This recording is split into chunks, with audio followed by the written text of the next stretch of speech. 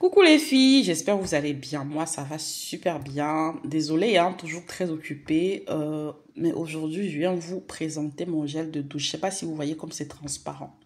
Il est complètement transparent. Regarde, admirez la texture. Non, mais admirez la texture. Admirez la texture de mon gel de douche. Il est complètement transparent. Vous pouvez voir celui-ci, il est à la tomate. C'est le mien, je l'utilise. Celui-ci, il est à la tomate.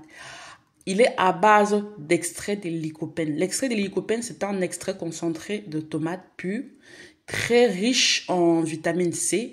Et ça travaille énormément sur les taches de visage. Donc, si vous avez les taches de visage, ce nettoyant va être parfait pour vous. Là, c'est mon nettoyant de visage à base d'extrait de curcumine. Ça, vous le savez. Mais aujourd'hui, en fait, j'ai fait ce jour pour vous montrer déjà et vous parler un peu de ça. Pendant très longtemps, j'utilisais la gomme Zantan pour fabriquer mes gels de douche.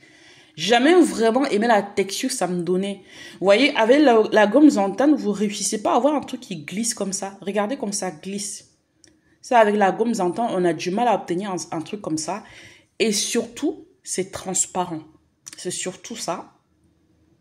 Vous n'allez pas obtenir quelque chose de transparent avec la gomme Zantan. J'ai déjà essayé. C'est très difficile d'avoir quelque chose de bien.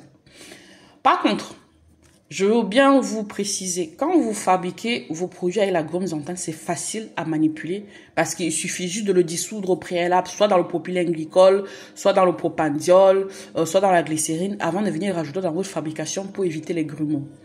Là, pour cette fois-ci, j'utilise le HPMC. HPMC. Vous allez sur Google, tapez HPMC. Ça vous donne des très jolis gels de douche. La texture, elle est top.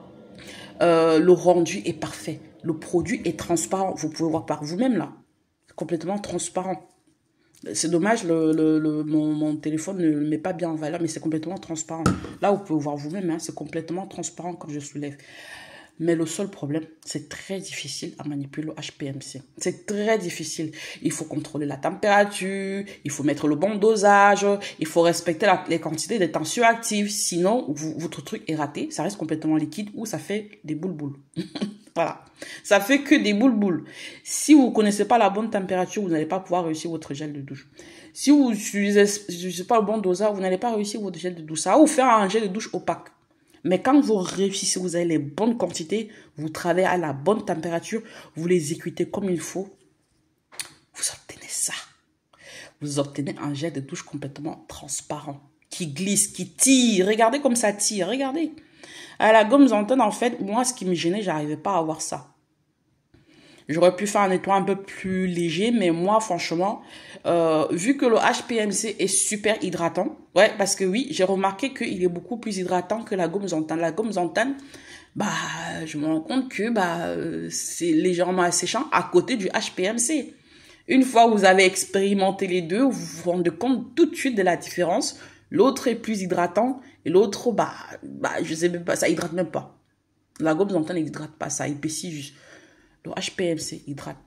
Ça vous forme des jolis gels. Je vais même vous faire des vidéos masque de visage à base de ça. Masque de visage hydratant à base de HPMC, je vais y arriver. Je vais essayer de vous proposer des vidéos. Désolé, si je dis je vais faire, je fais pas.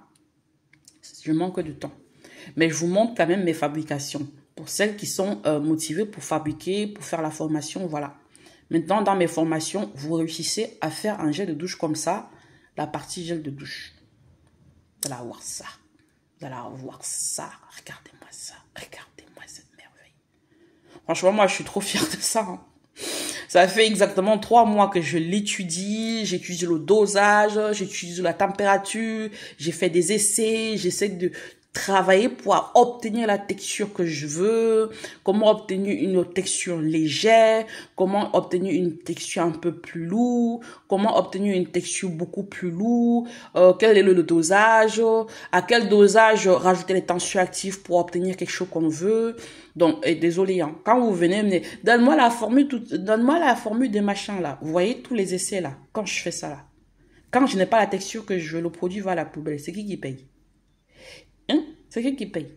C'est juste une histoire de reformuler son jet de douche, avoir une belle texture. Hein. C'est pas une question, je ne modifie pas mes formules, mais c'est la texture de mes jets de douche d'avant qui ne me plaisait pas. Mes nettoyants de visage y compris, que là, j'ai quelque chose qui me plaît. Et les filles, ça vous plaît vous aussi quand même. Vous allez voir, je vais mettre dans les bouteilles, je vais vous filmer, je vais vous poster ça. C'est une merveille. C'est très beau, très joli. Voilà. L'extrait de lycopène est disponible aussi. Hein. Vous pouvez fabriquer des comme ça. C'est pas du colorant. C'est de l'extrait de lycopène. Ça ne tache pas.